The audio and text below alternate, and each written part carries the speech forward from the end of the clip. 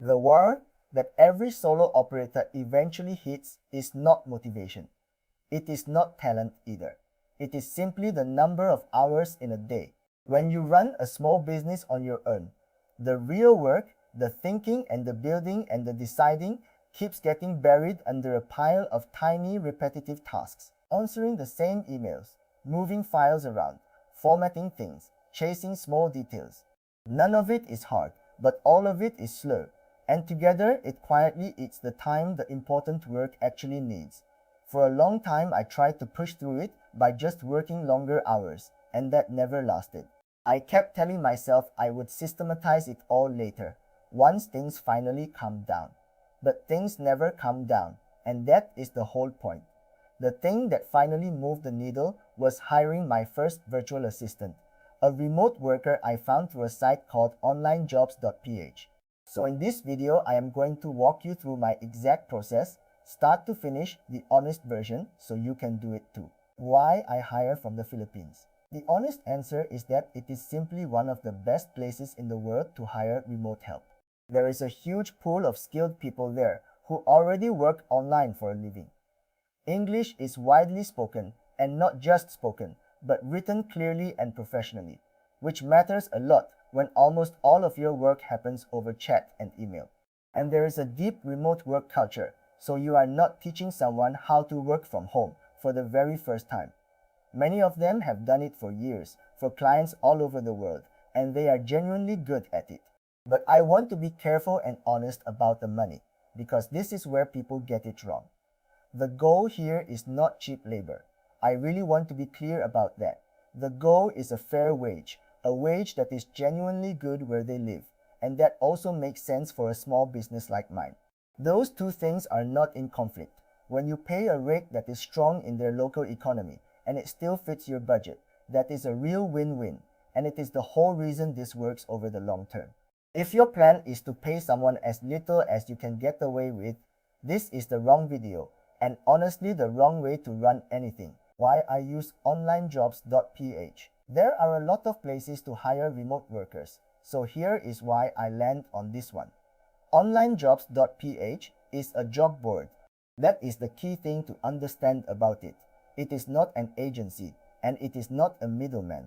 You are not handing your money to a company that then manages the worker for you and takes a slice on every side.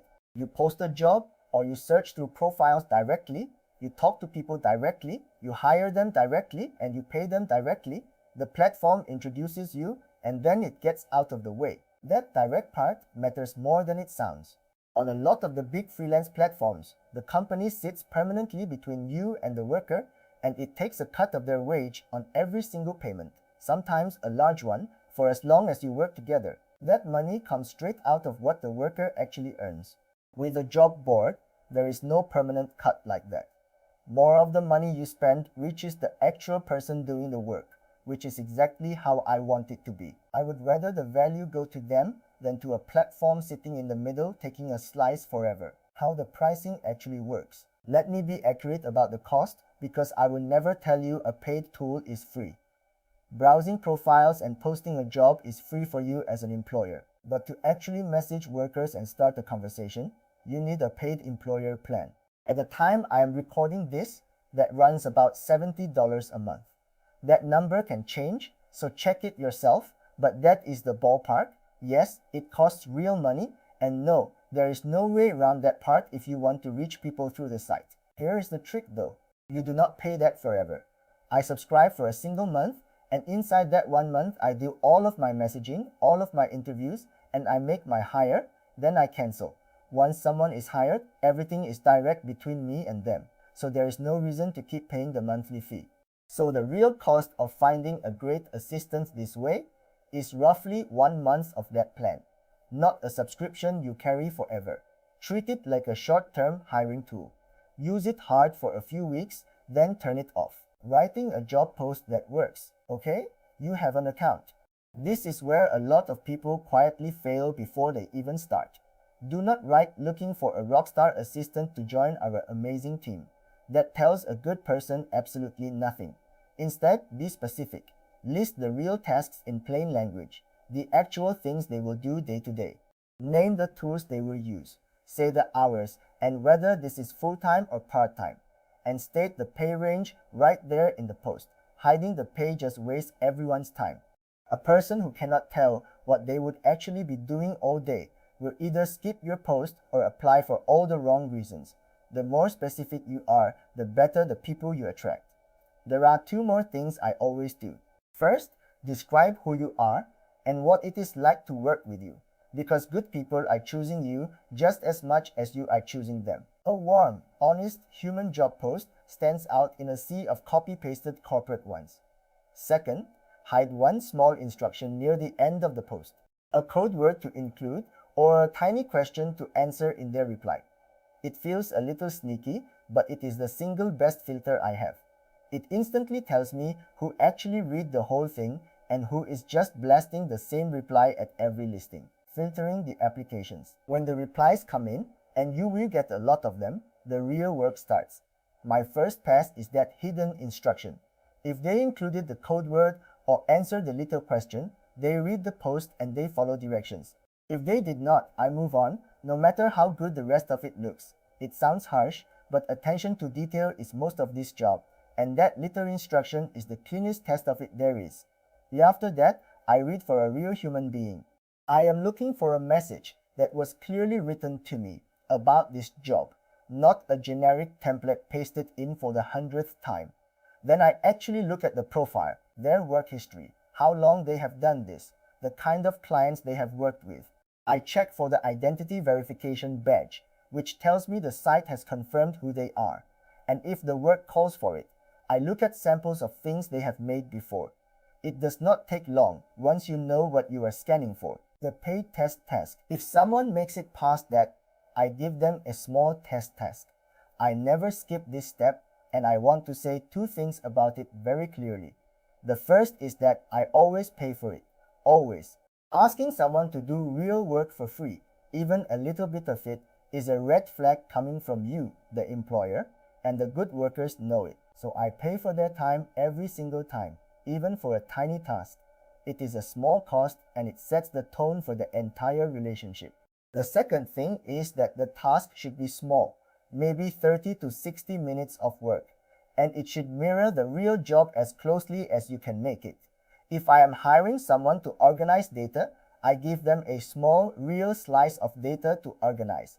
A test task tells you things an interview never will. How they actually work when no one is watching. Whether they ask a good question when something is unclear, or just guess and hope. Whether they hit the deadline. You learn more from one small paid task than from an hour of talking. And it protects them too, because the very first thing I ask of anyone is paid, fair work. That is exactly the standard I want the whole thing to run on.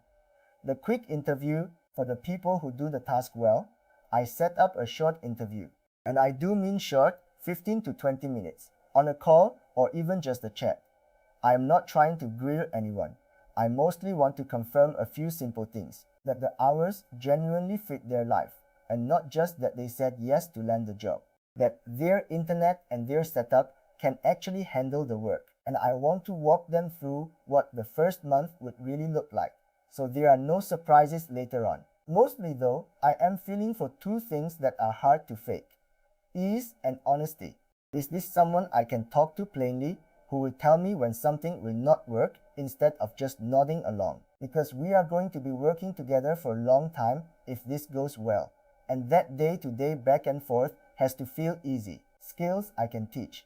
A difficult or dishonest working relationship I cannot fix, so I pay very close attention to how the whole conversation actually feels. The offer and onboarding. When I have found the right person, I make a clear written offer. I put it in writing, all of it.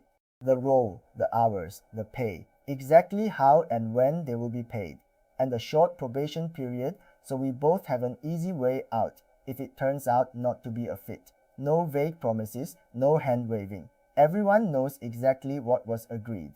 And then, the most important part of all. I pay fairly and I pay on time, every single time. Nothing destroys trust with a remote worker faster than a payment that shows up late or short. Onboarding is where I used to rush and get it wrong, so now I go slow on purpose.